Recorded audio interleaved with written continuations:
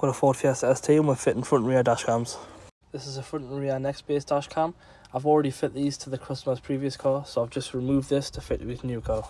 We already have the voltage reducer in, which goes from 12 to 5 volts for the next-based dash cam. Got a 3 amp fuse in there. We're earth ready. Then the supply to this, which holds the main dash cam, and then you take out of here, which plugs in the rear, and then the rear actual camera plugs in here, and that's that, yeah. And this is the rear mounting. First thing we need to do is locate the fuse box, which is under the passenger side footwell. This pulls straight off. So we'll get our test site, we'll earth it to a piece of the body or a metal piece. We'll come to a fuse that's not lit up there and the ignition's off. That's the ignition on, so we've got power here.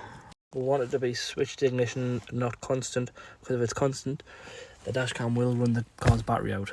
So the newer Fords do use a different style of fuse. This is a mini fuse, which is just the standard style, but the Ford's using the new style for like those ones.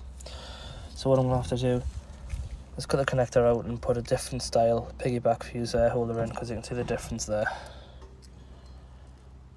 Those don't fit into the smaller fuse boxes.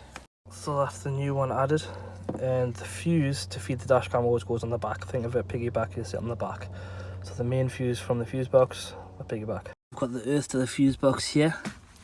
We've got the live in there, dash cam's off. We'll switch the ignition on. The blue light comes on indicating it's charging, so that's working there. So the voltage reducer is secured here. Got the piggyback fuse in here. Earth points here.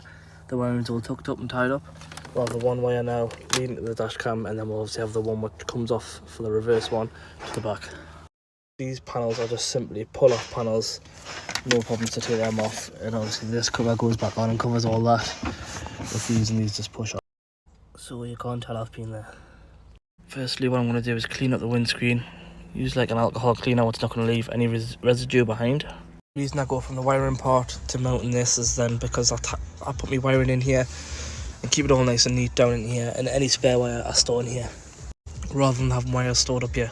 The new sticky pad on, I'm going to heat it up and then stick to the windscreen. I've removed the dash cam, so just the holder's there. It does take the power in there and charge the dash cam through this contact here, so now I can tuck the wires away. I've put a ferrite connector in there which will sit up here as well to stop the interference hopefully. So the wire I've just fed through, fed down just through the seal.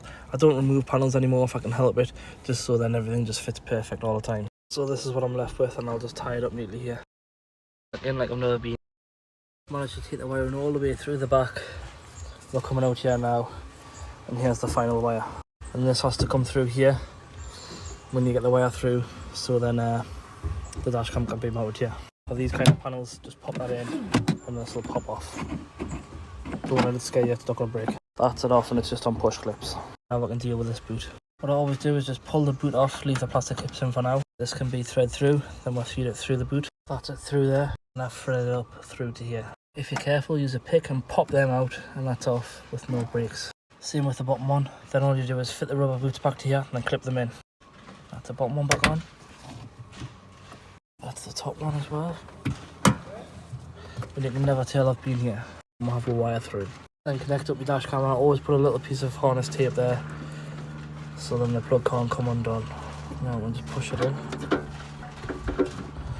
Then we need to mount the dash cam once we put the panel back on. And then that's your dash cam on there. Obviously I feed it through here because I don't want to be drilling any holes with a nice new car. And once removed, there's no repairs need to be done. Then we can come in and see the front and rear cameras working perfect. We've also put them to a point where it's not too much visible, because obviously it's a nice little car. I don't want to kill it with the dash cam being in the middle of everywhere. Then we can double check over all my work and wiring, and it's all perfect. I can't even tell I've been in here, and that's the goal.